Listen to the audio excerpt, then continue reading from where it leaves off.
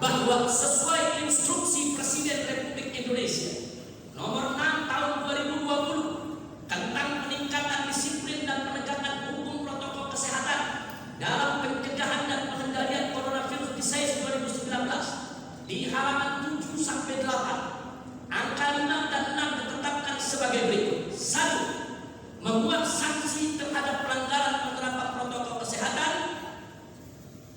Maaf, Majelis Hakim, ini 1 bukan 1 tapi 5 karena angka 5 dalam impres. Nanti akan kami serahkan diperbaiki, nanti diserahkan nomor 5 dan angka 6, bukan 1, 2, 5 dan 6. Baik, saya ulang.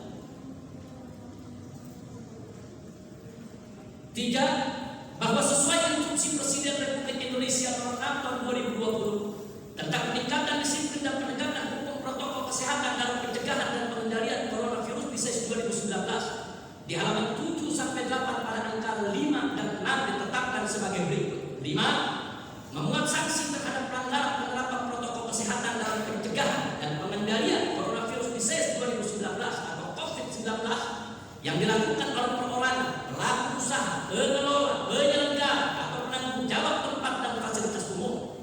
6. Sanksi sebagaimana dimaksud pada angka 5 berupa A. Teguran lisan atau teguran tertulis, B. Kerja sosial, C. Denda administratif, atau D. Penghentian atau penutupan sementara penyelenggaraan usaha. Jadi jelas dalam Impres nomor 6 tahun 2020 tersebut bahwa pelanggaran protokol kesehatan hanya diterapkan hukum administrasi, bukan hukum pidana penjara. 4.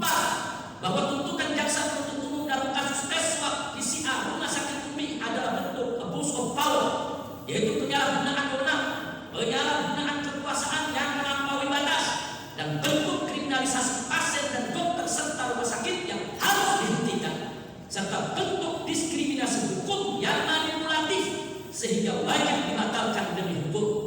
5. Bahwa jaksa penuntut umum menjadikan kasus pelanggaran prokes sebagai kejahatan yang jauh lebih jahat dan lebih berat daripada kasus korupsi. Buktinya antara lain: A. Bahwa dalam kasus koruptor Joko Chandra, ternyata Joko Chandra dan jaksa Pinangki masing-masing hanya dituntut 4 tahun penjara, sedang Irjen Napoleon lebih ringan hanya dituntut 3 tahun penjara, dan Brigjen Prasetyo lebih ringan lagi hanya dituntut 2,5 tahun penjara. Bahkan kasus mantan bos Garuda Ali Askara hanya dituntut 1 tahun penjara. B. Bahwa dalam konferensi pers online ICW Indonesian Corruption Watch pada tanggal 19 April 2020 dipaparkan data ICW yang menunjukkan bahwa sepanjang tahun 2019 dari 911 terdakwa korupsi, 604 orang dituntut di bawah 4 tahun penjara. C. Bahwa peneliti ICW Kurnia Ramadana pada tanggal 22 Maret 2021 memberi keterangan pers bahwa sepanjang tahun 2020 dari 1.298 terdakwa korupsi rata-rata tuntutan hanya 5 tahun penjara. Jadi dalam pandangan jaksa penuntut umum bahwa kasus pelanggaran protokol kesehatan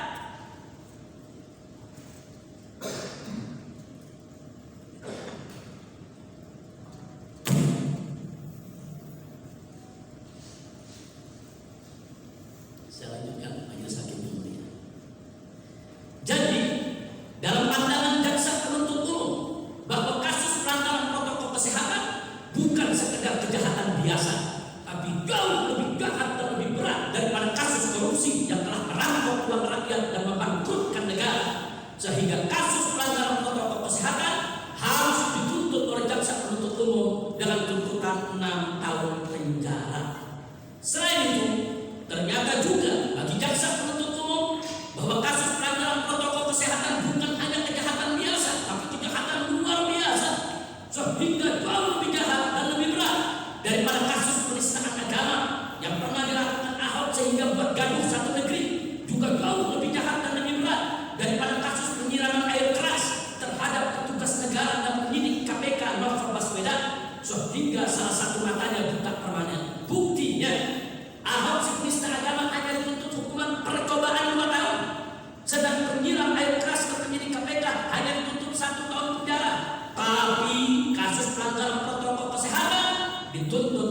tahun penjara.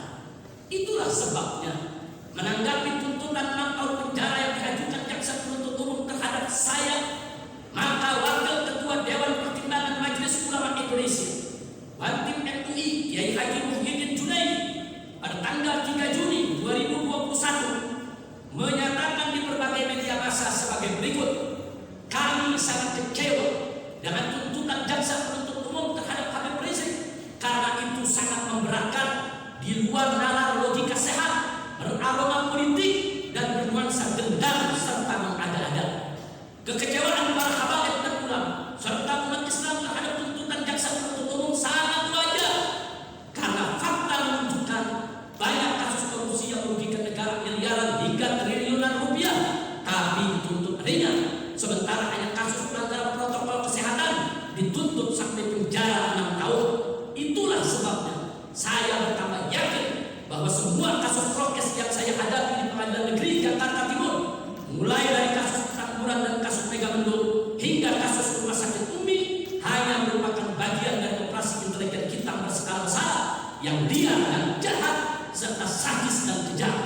Semoga Majelis Hakim yang mulia diselamatkan oleh Allah Subhanahu wa Ta'ala dari jeratan jahat operasi intelijen hitam berskala besar tersebut, dan semoga Majelis Hakim diberi kekuatan oleh Allah Subhanahu wa Ta'ala untuk tetap mempertahankan Indonesia sebagai negara hukum, bukan negara kekuasaan, sebagaimana amanat konstitusi Pancasila dan Undang-Undang Dasar 1945. Hasbunallah wa ni'mal wakil, ni'mal maula wa ni'mal nasir, wa la haula wa la quwwata illa billahil aliyyil azim.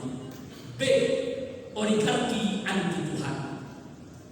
Kepada yang mulia Majelis Hakim, kepada tercinta seluruh penasehat hukum, kepada terhormat semua jaksa penuntut umum, kepada istimewa segenap pecinta keadilan dimanapun berada.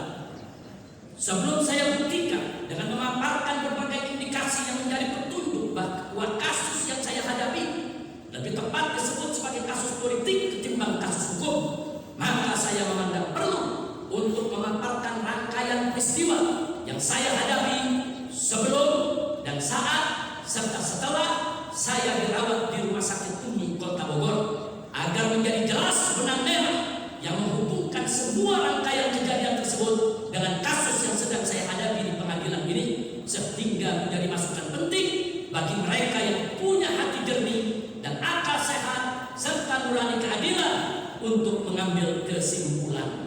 Sejak saya dan keluarga beserta para sahabat bersama umat Islam Indonesia terlibat langsung dalam aksi bela Islam 411 pada tanggal 4 November 2016 di depan Istana Presiden, dan dilanjutkan dengan aksi bela Islam 212 pada tanggal 2 Desember tahun 2016 di lapangan Monumen Nasional Monas Jakarta.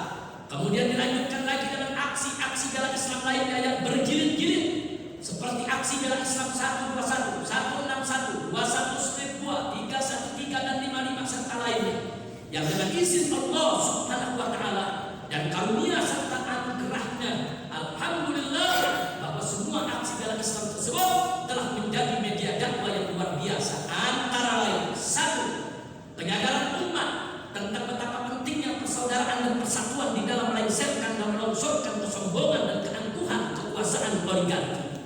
2.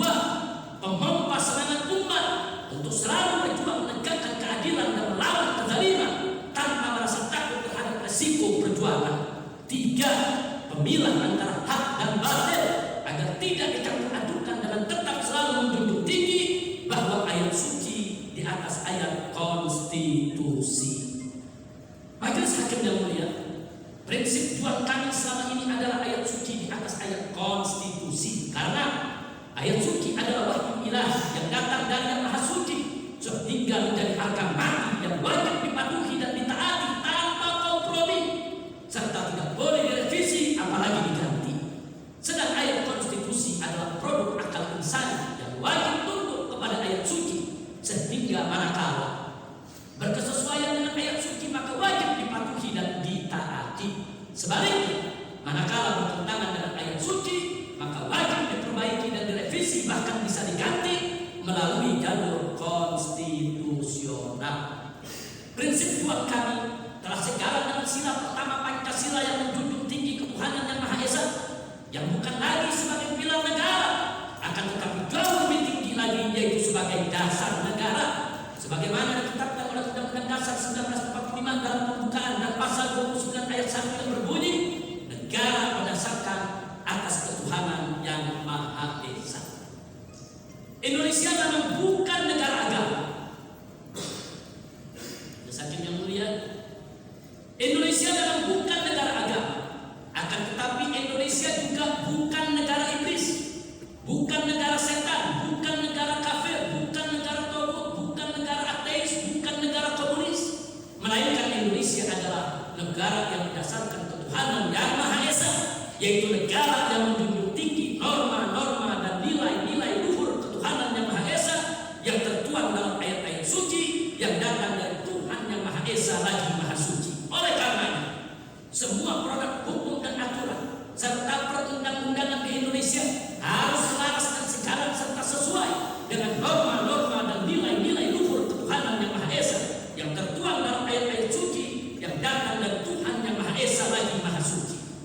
Prinsip tuang kami tersebut telah membuat kebakaran ubun-ubun para gerombolan ateis dan komunis yang pasca reformasi 1998 banyak yang menyamar menjadi liberalis dan sekularis, sehingga mereka risau, kacau dan galau serta marah, murka dan kalah karena selama ini mereka selalu berkampanye secara besar-besaran dengan dana tak terbatas mencuci otak rakyat Indonesia dan merusak imannya kepada Tuhan yang Maha Esa dengan slogan ayat konstitusi di atas ayat suci.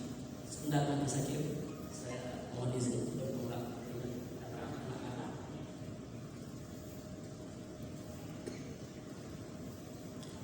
Baik, selanjutnya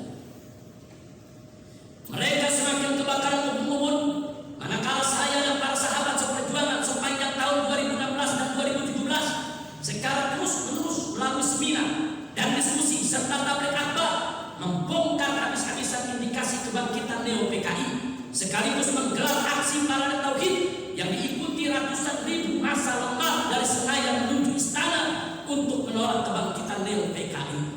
Pada tahun 2016, dalam simposium mewaspadai kebangkitan PKI di hadapan ratusan pensiunan Jenderal TNI bersama para sesepuhnya seperti Jenderal TNI Purnawirawan Saidina dan Jenderal TNI Purnawirawan Tri Sutrisno serta lainnya, saya telah bahas tuntas indikasi kebangkitan Neo PKI, antara lain: 1. Tuntutan pencabutan TAP MPRS nomor 25 tahun 1966 tentang pembubaran dan pelarangan PKI sekaligus pelarangan penyebaran paham Marxisme dan Leninisme dan serta komunisme.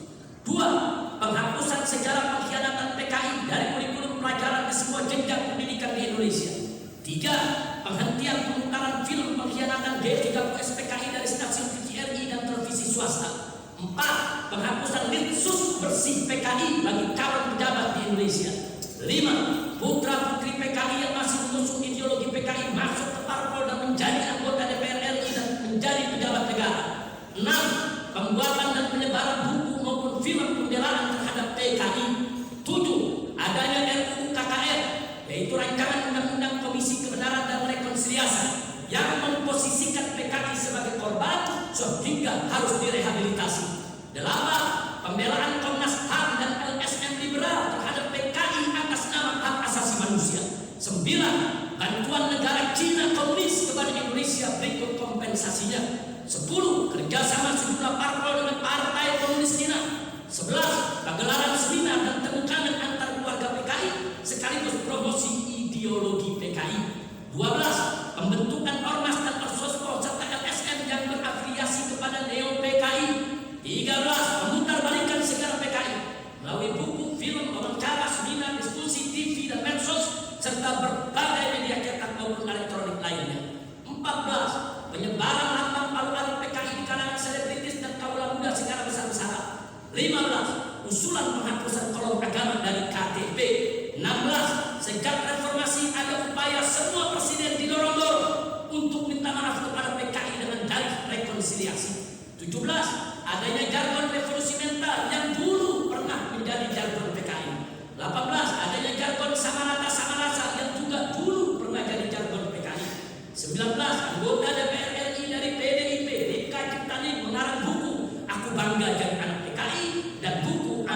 PKI masuk parlemen. 20. Pengakuan anggota DPR RI dari PDIP Kadip Tanik bahwa jutaan pendukung PKI di Indonesia merapat dan memilih serta memenangkan partai PDIP agar berkuasa sehingga anak keturunan PKI bisa kembali bangkit.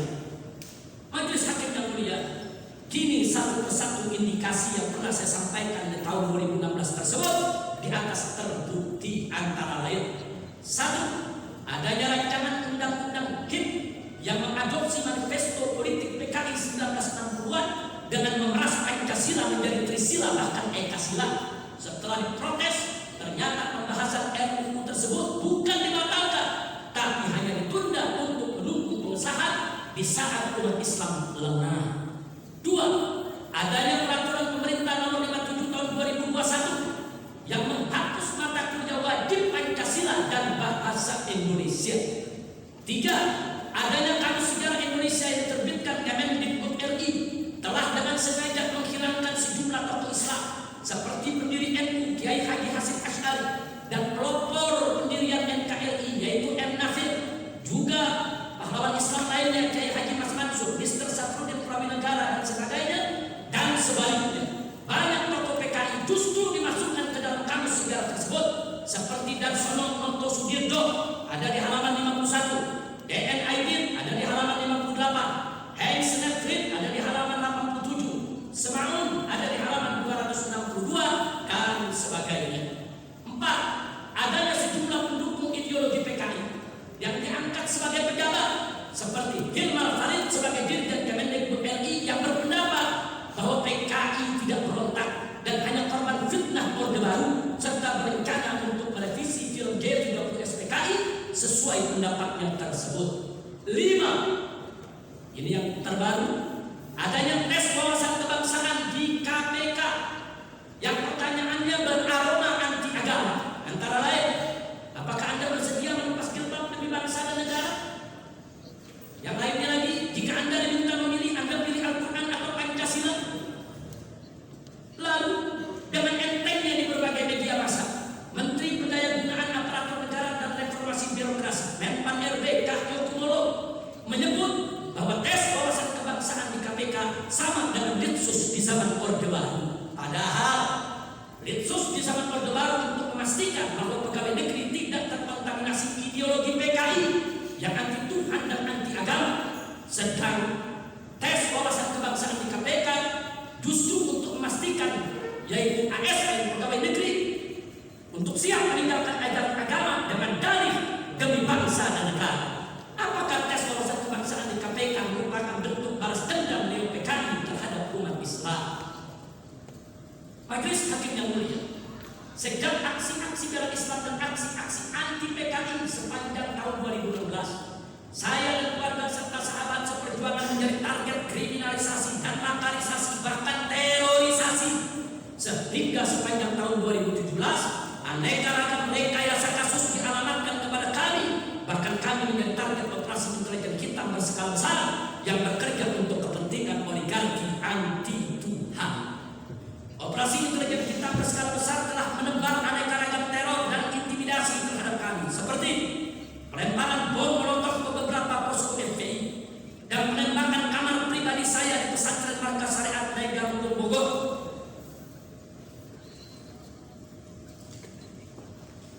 serta peledakan bom mobil di acara tabligh akbar saya di Cawang, Jakarta, juga pengepungan dan pengeroyokan serta percobaan pembunuhan terhadap saya dan kawan-kawan oleh gerombolan preman GMBI depan Mapolda Jawa Barat di Bandung, yang kesemuanya sampai saat ini tak satu pun diproses hukum dan diungkap kasusnya oleh aparat penegak hukum. Tidak sampai di situ, operasi intelijen hitam berskala besar juga membangun kolaborasi dalam berbagai industri medsos untuk membunuh karakter saya dan FPI secara habis-habisan. Sejak tahun 2016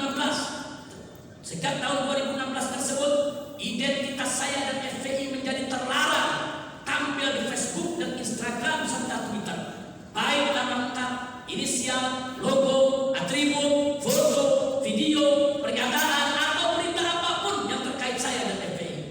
Namun jahat dan sadisnya, tayangan apa saja terkait saya dan FPI yang sifatnya menghina dan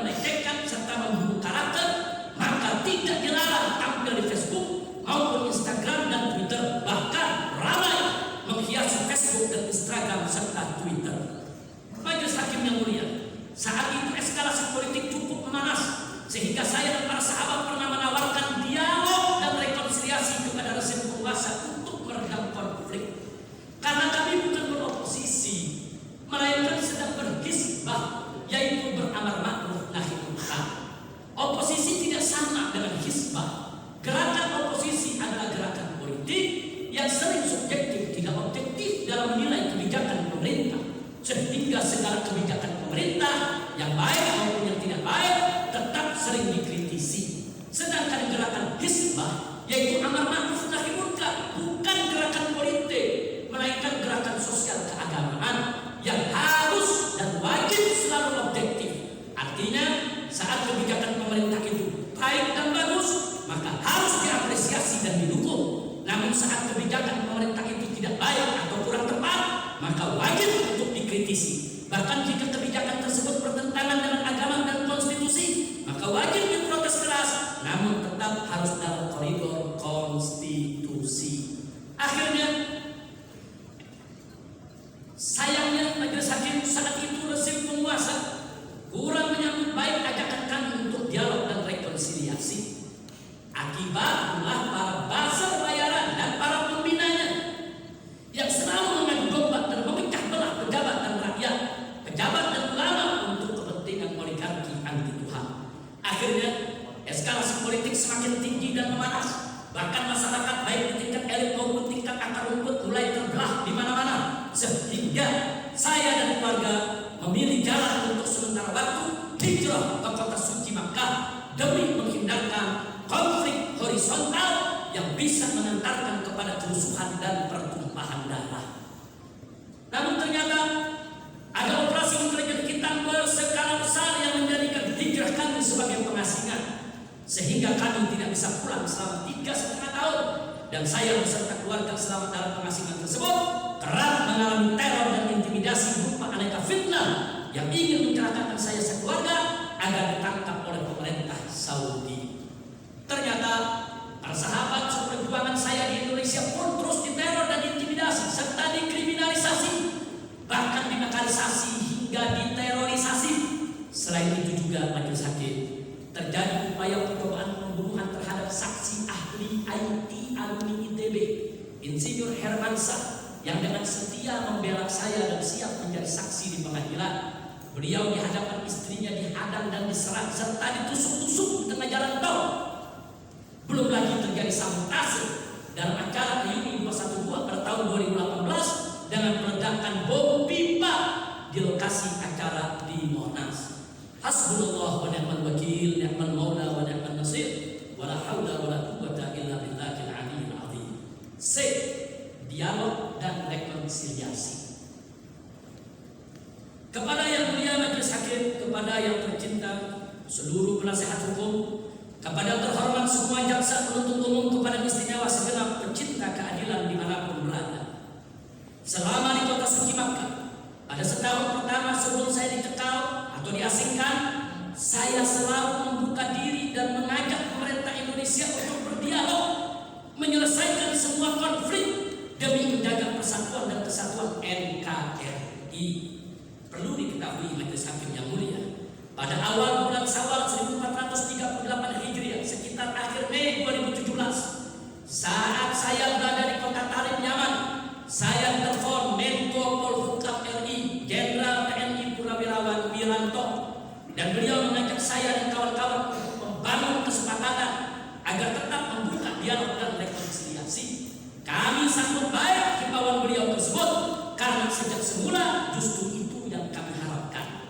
Lalu sekitar awal Juni 2017 yang juga pertengahan bulan Syawal 1438 Hijriah, saya bertemu dan berdialog langsung dengan Kepala Badan Intelijen Negara, Jenderal Polisi Purnawirawan Budi Gunawan bersama timnya di salah satu hotel berbintang 5 di kota Jeddah, Saudi Arabia.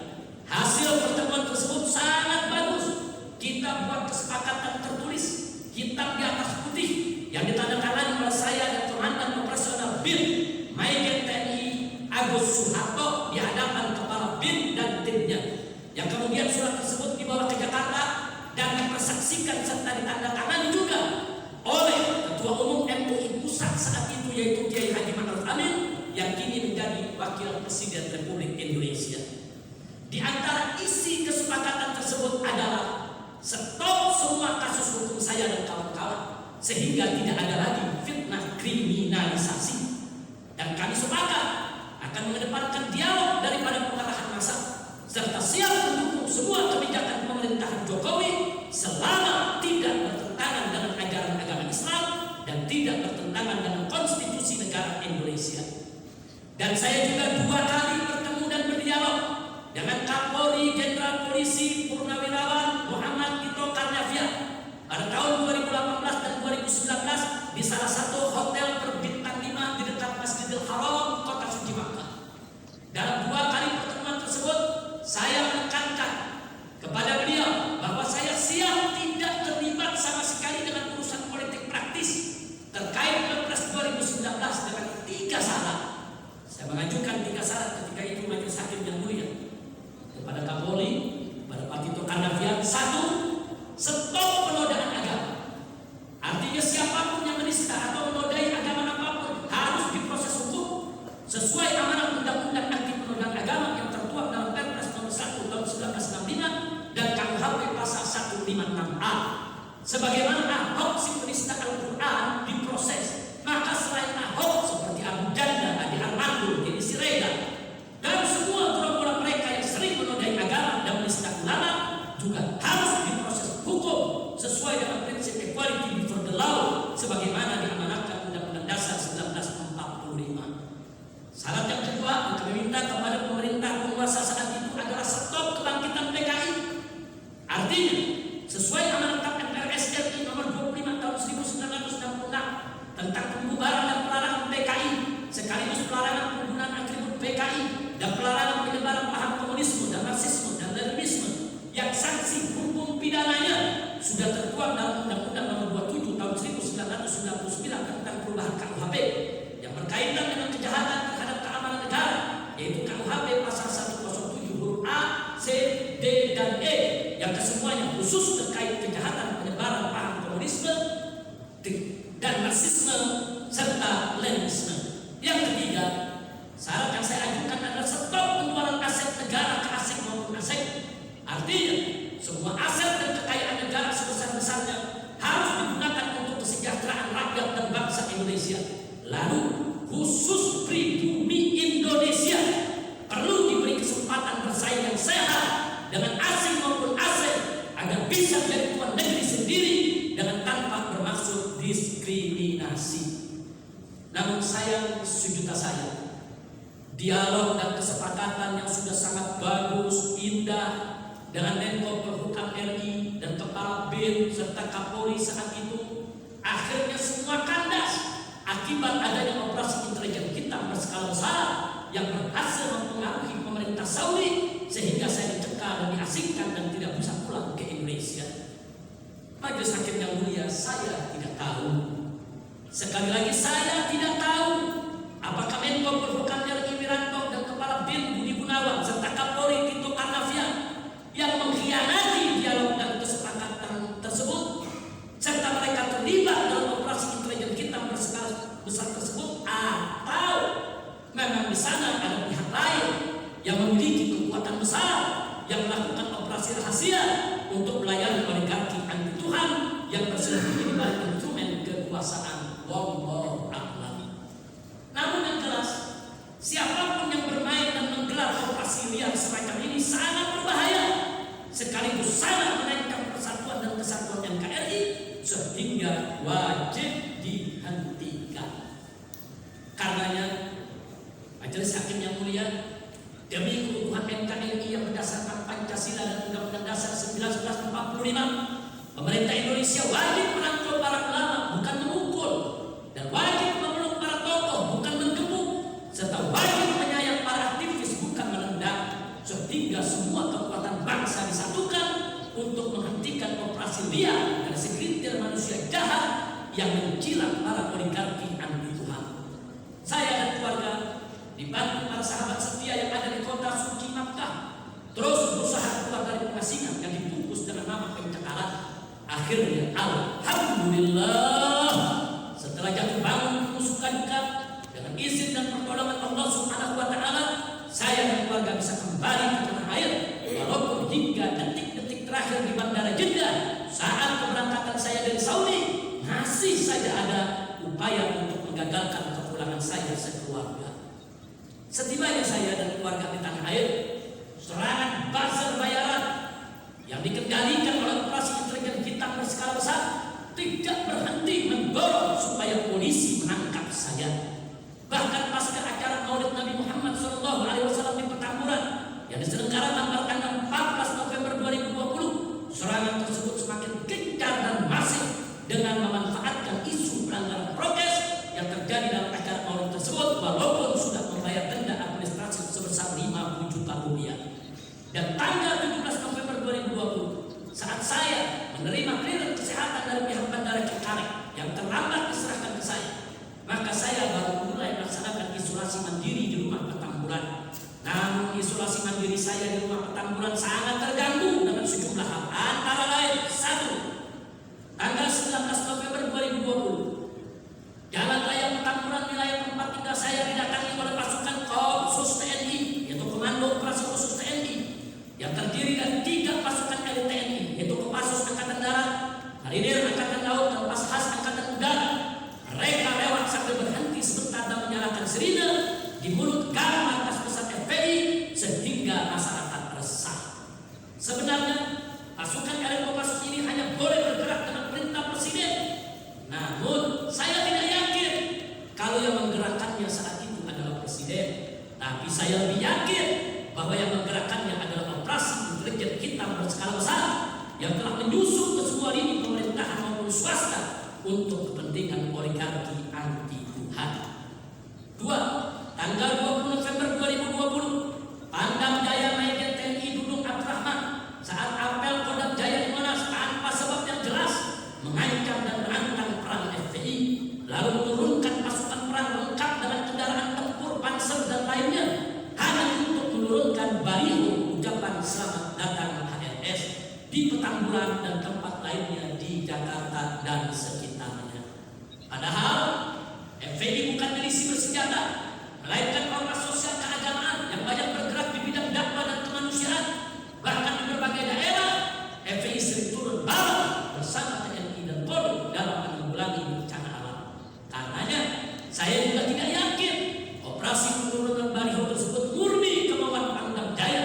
Akan tetapi saya tetap yakin kalau semua itu tidak lepas dari operasi intelijen hitam berskala besar yang telah menyusup ke semua lini, termasuk TNI dan Polri, untuk kepentingan oligarki anti Tuhan.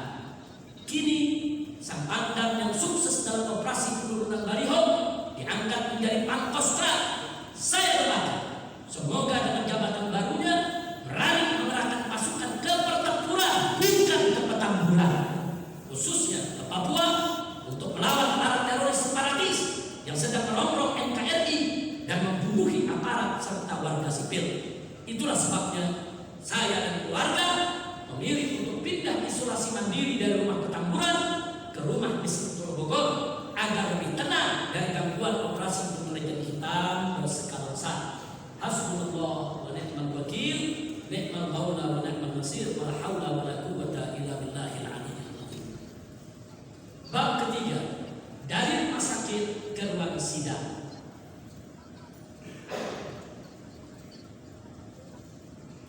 Majelis Hakim yang mulia, kepada yang mulia Majelis Hakim, kepada yang tercinta seluruh penasehat hukum, kepada yang terhormat semua jaksa penuntut umum, kepada yang istimewa segala pecinta keadilan dimanapun berada.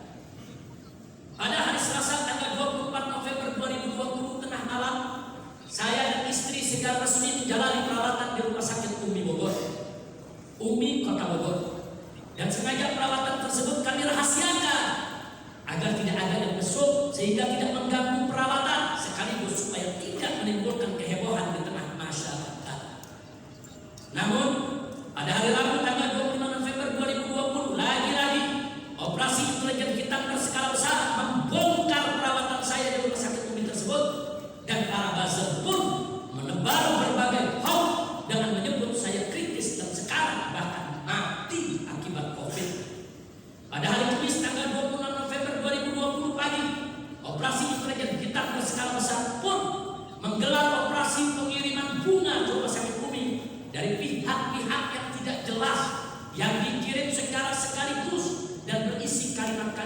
menghina dan memperolok-olok. Operasi pengiriman bunga tersebut dimaksudkan untuk memainkan opini jahat bahwa saya sedang kritis bahkan sekarat di rumah sakit Umi akibat COVID, senada dengan aneka hoax yang ditebar para buzzer di media sosial. Di malam harinya, Wali Kota Bogor Bima Arya mendatangi rumah sakit Umi bersama satgas COVID-nya dan koar-koar di media, sehingga banyak kerabat dan sahabat resah lalu menanyakan kondisi saya dan istri melalui keluarga kami. Itulah sebabnya pada malam hari itu juga banyak habaib, ulama dan para tokoh meminta kepada menantu kami, Habib Muhammad Hanif Alatas, untuk membuat rekaman video singkat buat kerabat dan sahabat untuk meredam fitnah dan hoax tersebut, sehingga kerabat dan sahabat pun yang semula resah bisa menjadi tenang. Pada hari Jumat 27 November 2020 pagi dini hari, Habib Hanif Alatas membuat video klarifikasi yang isinya menerangkan bahwa saya baik-baik saja dan masih dalam perawatan serta meminta doa semua pihak karena memang kondisi saya saat masuk rumah sakit Umi stabil berdasarkan pemeriksaan dokter dan hasil laboratorium yang semakin hari semakin baik, serta juga belum ada hasil tes PCR yang menyatakan saya positif COVID. Di samping saya merasa segar dan sehat. Begitu juga pihak rumah sakit Umi melalui direktur utamanya Dr. Andi Tatat langsung mengklarifikasi segala berita hoax tentang saya untuk menenangkan masyarakat sekaligus menjaga ketenangan pelayanan kesehatan di rumah sakit Umi. Jadi berita hoax dan keluar-keluar Wali Kota Bogor Bima Arya secara konkret telah menyebabkan keresahan dan kepanikan masyarakat. Sedang rekaman video klarifikasi Habib Hanif Alatas dan wawancara klarifikasi Dr. Andi Tatat justru sebaliknya, yaitu telah berhasil menenangkan dan menyejukkan masyarakat. Selanjutnya, hari Jumat tanggal 27 November 2020 di siang hari, saya melakukan tes PCR bersama tim Mercy di rumah sakit Umi tanpa didampingi Satgas Covid Kota Bogor karena mereka tidak datang. Sesuai jadwal yang telah ditetapkan. Di malam harinya, kembali Wali Kota Bogor Bima Arya bersama Satgas Covid yang mendatangi rumah sakit Umi untuk meminta rekam medis saya dan memaksa pelaksanaan tes PCR ulang, serta kembali keluar-keluar di media sambil tebar ancaman periksa paksa dan sebagainya. Padahal Satgas Covid tidak berhak mengambil rekam medis pasien karena rekam medis pasien secara online sudah tersambung dengan Dinkes Kota Bogor dan Kemenkes RI, serta tiap hari terlaporkan secara real time. Selain itu, Satgas Covid tidak berhak melakukan tes PCR. Yang berhak adalah Dinas Kesehatan, bukan Satgas Covid, apalagi melakukan tes PCR ulang kepada orang yang baru dites PCR. Pada hari Sabtu tanggal 28 November 2020, pagi dini hari sekitar pukul 2 waktu Indonesia Barat, Wali Kota Bogor setelah berunding dengan tim Satgas, di dalamnya ada Kapolres Kota Bogor, langsung menugaskan Ketua Satpol PP Kota Bogor untuk melaporkan rumah sakit Umi dengan tuduhan menghalang-halangi Satgas Covid Kota Bogor dalam melaksanakan tugas. Padahal sudah ada kesepakatan antara Wali Kota Bogor dengan rumah sakit Umi untuk menunggu habis hasil tes PCR saya, tapi hanya beberapa jam dari kesepakatan tersebut, tiba-tiba Wali Kota Bogor berubah pikiran setelah rapat dengan Kapolres Kota Bogor bersama tim Satgas Covid.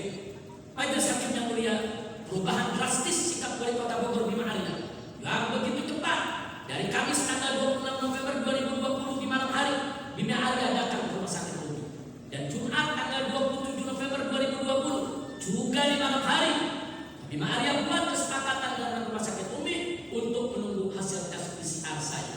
Lalu Sabtu tanggal 25 November 2020 pagi dini hari sekitar pukul 2 sudah buat laporan polisi terhadap rumah sakit Umi terkait perawatan saya di sana. Maka menjadi indikasi kuat bahwa semua itu merupakan bagian dari operasi intelijen hitam berskala besar yang terus mengejar dan mengganggu saya selama ini.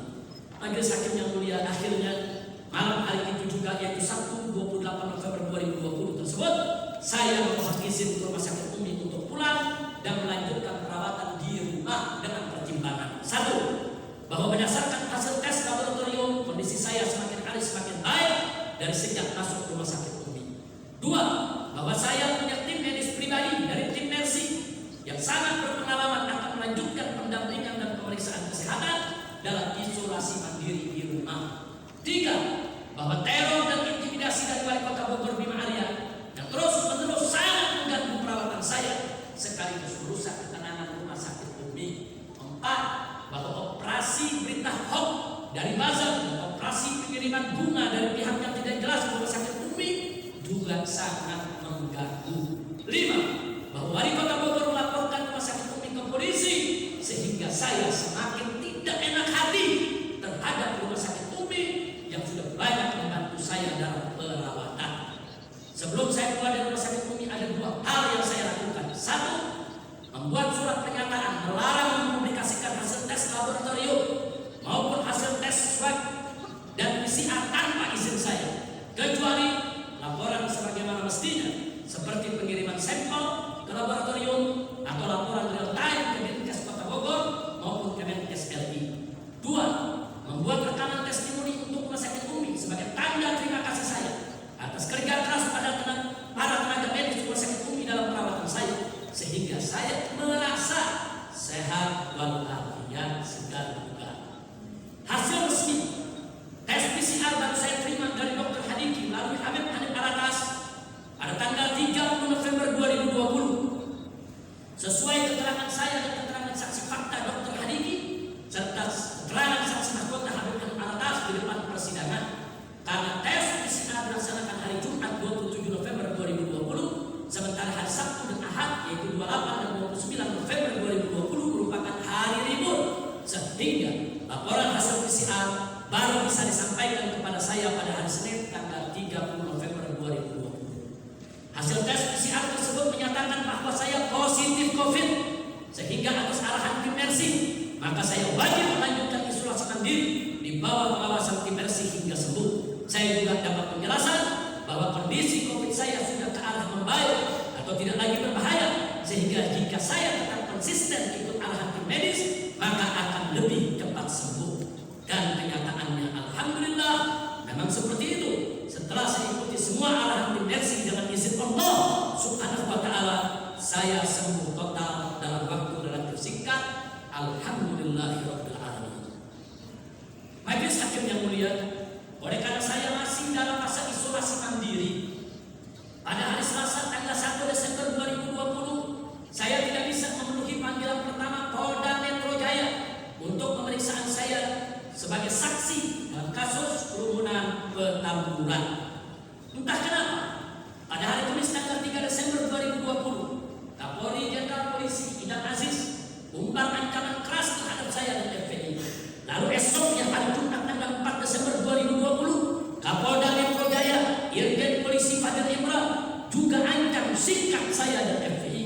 Pada hari yang sama, 3 anggota BIN Badan Intelijen Negara yang sedang melakukan penyusupan dan pengintaian di pesantren Markas Serhang Mega Gunung Bogor dengan menggunakan drone tertangkap oleh petugas pos penjagaan pesantren.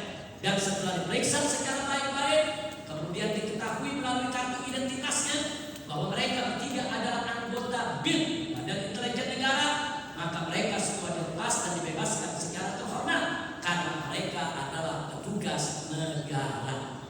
Pada hari Sabtu tanggal 5 Desember 2020, saya dan keluarga beserta penjaga rumah di Sentul Bogor melihat ada drone mutar-mutar di atas rumah saya dan mondar-mandir sekitar rumah kami di Sentul Bogor.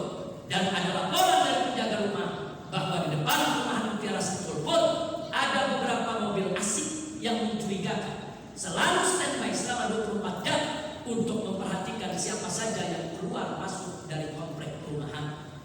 Karenanya kami memutuskan majelis hakim untuk melanjutkan isolasi mandiri di tempat peristirahatan di luar kota, yaitu di suatu tempat di daerah Karawang yang asri, alami dan segar, jauh dari pengawasan dan pengintaian pihak manapun, juga tidak diketahui kerabat maupun sahabat agar tidak ada tamu yang mengganggu, sekaligus bisa gelar belajar khusus sekeluarga tiap hari selama isolasi. Pada hari Ahad tanggal 6 Desember 2020 sekitar jam 22, kami sekeluarga berangkat dari rumah kami di Sentul Bogor menuju tempat peristirahatan di Kerawang. Kami memilih jalan waktu malam untuk menghindari macet karena bersama kami banyak perempuan dan anak-anak, bahkan beberapa bayi cucu kami.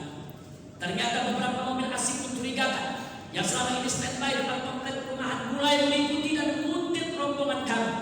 Dan sekarang menunjukkan di luar dugaan, di tengah tol Karawang kami dikejar dan dipepet hingga keluar tol Karawang Timur, namun berhasil dihalau dan dihalangi oleh para pengawal kami dari Laskar FPI, sehingga saya dan keluarga selamat dari kejaran mereka. Sampai pagi ini hari jam 3 Senin 7 Desember 2020, Laskar pengawal kami terus dikejar dan diserang serta ditembaki secara brutal oleh gerombolan orang tak dikenal itu OTK tersebut. Saya dan keluarga selamat, tapi 6 Laskar FPI pengawal saya diculik dan akhirnya mereka dibawa masuk kembali ke dalam tol Karawang, yaitu dibawa ke kilometer 50, selanjutnya dikirim ke suatu tempat untuk disiksa dalam sadis dan dibunuh secara kejam dan biadab. Semoga Allah Subhanahu wa Ta'ala menjadikan mereka sebagai syuhada dan memasukkan mereka ke dalam surga Firdaus. Allahumma ighfir lahum maghfiratan jariyah warhamhum rahmatan wasi'ah wa adkhilhum jannatal firdausil a'la bi rahmatika ya arhamar rahimin.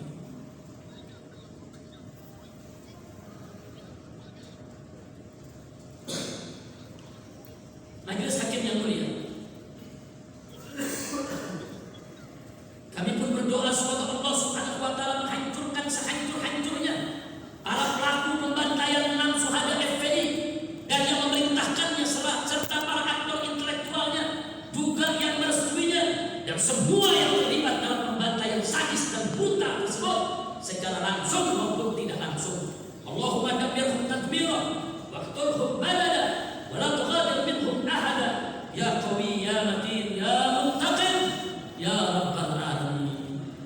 Majelis hakim yang mulia, akhirnya pada hari itu juga Senin 7 Desember 2020, setelah jam 10 pagi saya masih belum bisa memenuhi panggilan kedua Polda Metro Jaya untuk pemeriksaan sebagai saksi kasus pelanggaran prokes dalam kerumunan Maulid Nabi di Petamburan. Karena saya masih harus istirahat pemulihan kesehatan di luar kota, apalagi di pagi dini hari tersebut saya dan keluarga baru saja mendapatkan serangan brutal oleh gerombolan orang tak dikenal yang menembaki rombongan kami dan menculik 6 pengawal kami.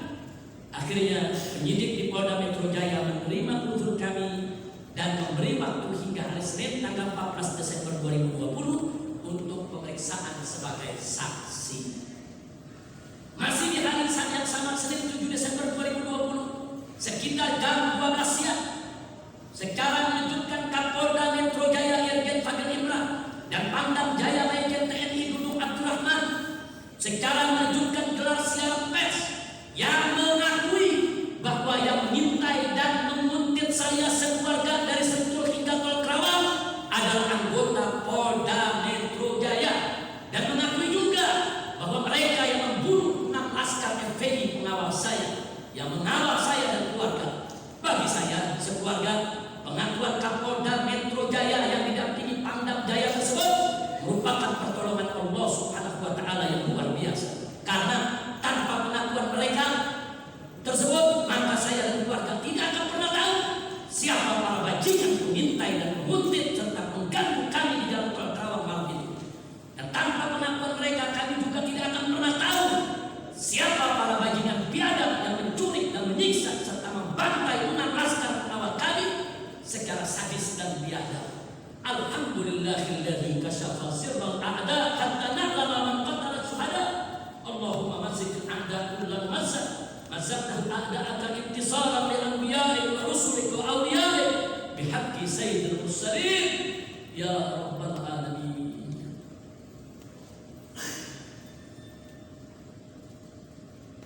Majelis hakim yang mulia, selanjutnya pada hari Rabu tanggal 9 Desember 2020, Polda Metro Jaya langsung mengumumkan di berbagai media cetak maupun elektronik bahwa saya sebagai tersangka kasus pelanggaran prokes dalam kerumunan Maulid di Petamburan. Padahal sampai saat itu saya belum pernah diperiksa sebagai saksi. Bahkan sebelumnya justru sudah ada kesepakatan dengan Polda Metro Jaya bahwa saya akan menjalani pemeriksaan pada hari Senin 14 November 2020. 14 Desember 2020. Maaf majelis hakim.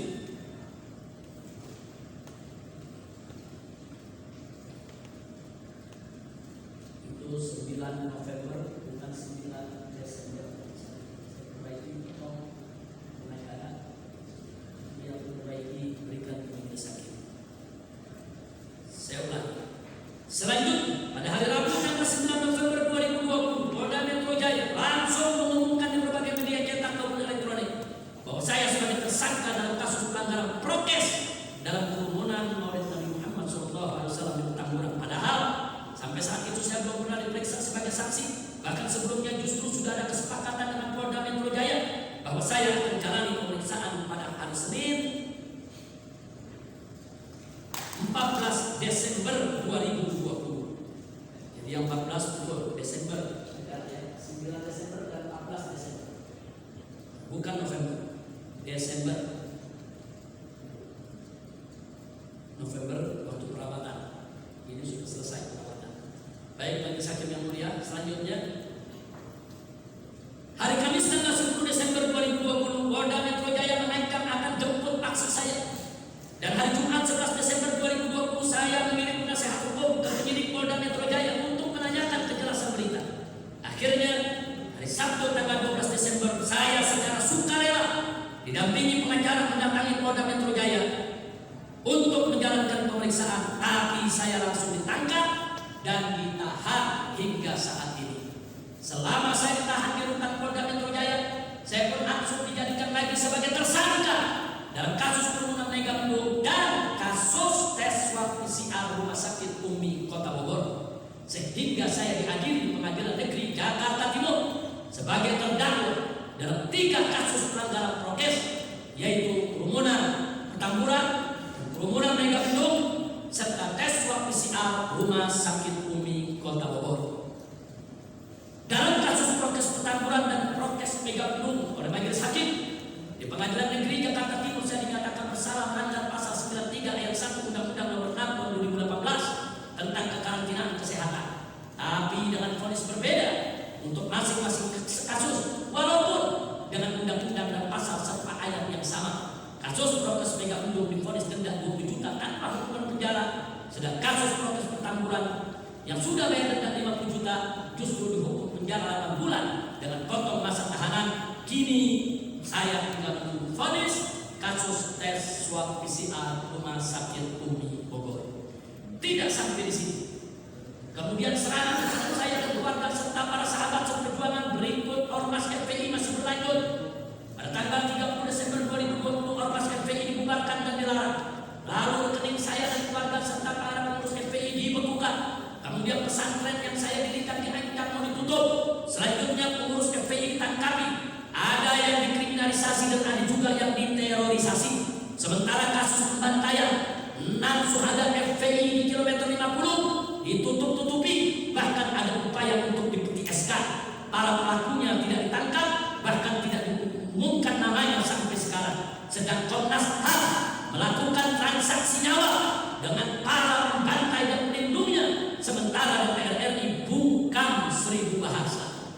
Majelis Hakim yang mulia, rentetan teror dan intimidasi serta pembunuhan karakter terhadap saya dan kawan-kawan yang datang secara terus-menerus tanpa henti dari sejak parade tauhid menolak kebangkitan PKI hingga aksi bela Islam 4/11 dan 212 di tahun 2016, lalu pengasingan saya di kota suci Mekah selama 3,5 tahun dari pertengahan tahun 2017 sampai akhir tahun 2020 hingga pulang ke tanah air dan sampai dihadirkan di dalam sidang ini menjadi bukti bahwa 3 kasus pelanggaran prokes yang saya hadapi merupakan bagian dari operasi intelijen kita berskala besar yang didanai para oligarki anti Tuhan, sehingga ketiga kasus tersebut hanya dijadikan sebagai alat justifikasi dengan menunggangi polisi dan jaksa penuntut umum dalam rangka balas dendam politik via operasi penghakiman dan hukuman untuk kriminalisasi dan pidanaisasi pelanggaran prokes menjadi kejahatan prokes. Jadi jelas bahwa saya 3 kasus pelanggaran prokes yang saya hadapi, termasuk kasus tes swab PCR Rumah Sakit Umi Kota Bogor, adalah kasus politik yang dibungkus dan dikemas dalam kasus hukum, sehingga hukum hanya menjadi alat legalisasi dan justifikasi untuk memenuhi dendam politik oligarki terhadap saya dan keluarga serta kawan-kawan.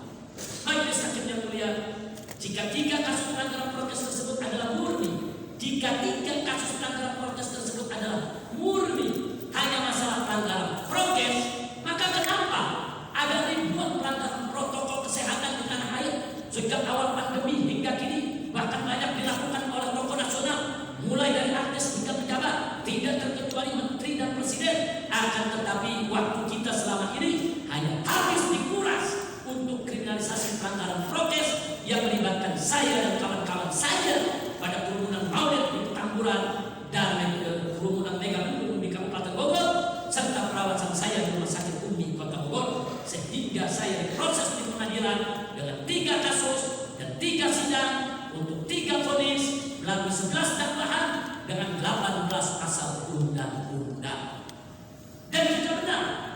kasus pelanggaran prokes tersebut adalah murni hanya masalah pelanggaran prokes, mana mungkin sampai terjadi hal-hal yang sangat tragis, antara lain 1. Penangkapan saya dan menantu, 2. Penangkapan pengurus FPI, 3. Pembubaran ormas FPI, 4. Pelarangan atribut FPI, 5. Pemblokiran rekening saya dan keluarga, 6. Pemblokiran 75 rekening pengurus FPI, 7. Upaya penutupan pesantren markas syariah, 8. Teror terhadap keluarga dan sahabat, dan yang ke-9 adalah tragedi yang paling sadis, pembantaian 6 pengawal saya dari Laskar FPI di kilometer 50. Akhirnya saya hanya bisa memohon kepada Allah anugerah dan pertolongannya. Allahumma arzuqna nasran azizan wa fathan mubina wa khalasan jamila wa farajan ajila bihaqqi Fatimati wa abiha wa ummiha wa jaddatiha wa ikhwatiha wa ba'liha wa baniha wa muhibbiha alaihi wassalatu wassalam. Ya qawi ya mati bi rahmatika nastaghith ya rabbal alamin. Hasbunallah wa ni'mal wakil, ni'mal maula wa ni'mal nasir, wa la haula wa la quwwata illa billahil aliyyil azim. Bab 4, kriminalisasi pasien, dokter dan rumah sakit. Kepada yang mulia majelis hakim, kepada yang tercinta seluruh penasihat hukum, kepada yang terhormat semua jaksa penuntut umum, kepada yang istimewa segala pecinta keadilan dimanapun berada. Politik kriminalisasi sangat berbahaya karena tidak lagi mencari kebenaran, akan tetapi hanya mencari pembenaran, sehingga siapa saja melakukan praktek politik kriminalisasi maka telinganya akan menjadi tuli, tidak bisa mendengar suara kebenaran, dan mulutnya akan menjadi bisu, tidak bisa bicara benar, serta matanya akan menjadi buta, tidak bisa melihat cahaya kebenaran. Karenanya politik kriminalisasi akan menghancurkan sendi-sendi keadilan dan meluluhlantakkan tatanan hukum serta menggugurkan kezaliman.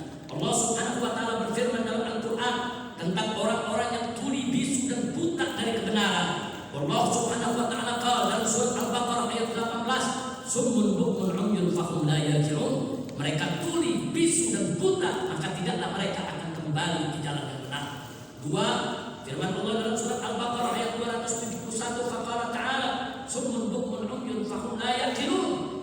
Mereka tuli, bisu dan buta, maka oleh sebab itu mereka tidak mengerti.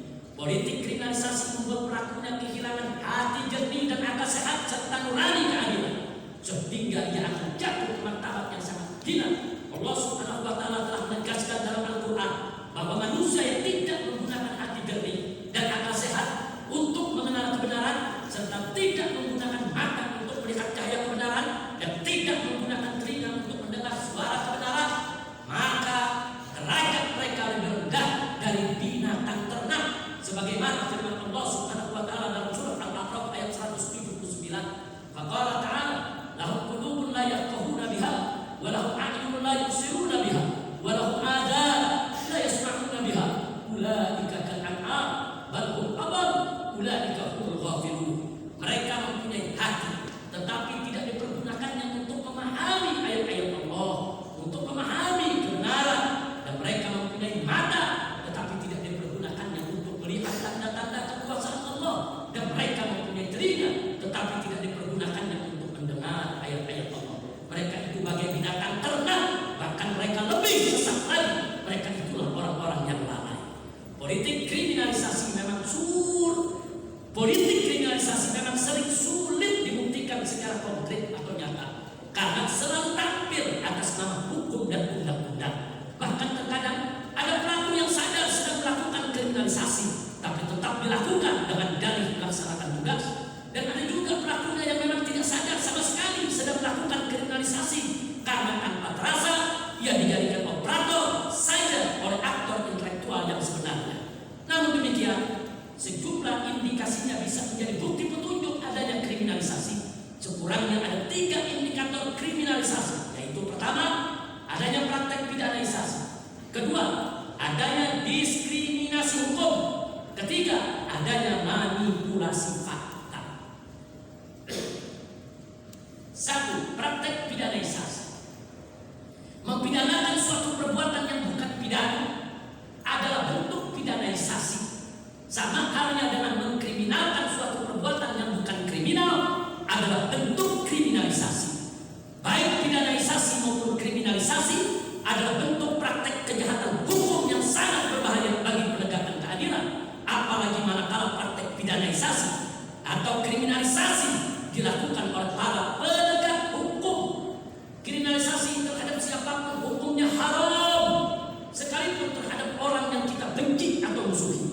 Karena Allah Subhanahu wa taala memerintahkan kita untuk berbuat dan bersikap adil kepada semua umat manusia, dan sekaligus memperingatkan agar jangan sampai kebencian kita kepada seseorang atau kepada suatu kaum membuat kita tidak adil terhadap mereka.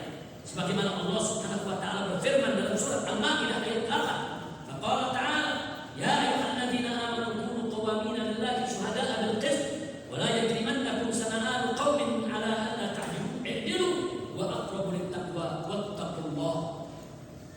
Hai orang-orang yang beriman, jadilah kalian orang-orang yang menegakkan kebenaran karena Allah, menjadi saksi-saksi dengan adil, dan janganlah sekali-kali kebencian terhadap suatu kaum mendorong kamu untuk berlaku tidak adil. Berlaku adillah, karena adil itu lebih dekat kepada takwa, dan bertakwalah kepada Allah. Pelanggaran prokes adalah sebuah pelanggaran, bukan kejahatan, sehingga dalam aturan pun disebut sebagai pelanggaran prokes, tidak disebut sebagai kejahatan prokes.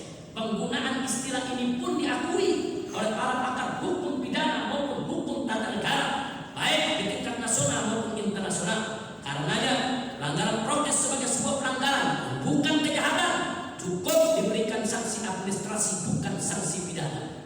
Hal tersebut di atas disepakati oleh para saksi ahli yang dihadirkan dalam sidang ini oleh terdakwa dan penasihat hukum, antara lain Dr. Refli Harun, saksi ahli tata negara, dan Dr. Muzakir, saksi ahli hukum pidana, dan Dr. Abdul Khair Ramadan, saksi ahli teori hukum pidana, dan Dr. Lutfi Hakim, ahli saksi ahli hukum pidana kesehatan. Hasbunallah wa ni'mal wakil, ni'mal maula wa ni'mal nasir, wa la haula wa la quwwata illa billahil aliyyil azim.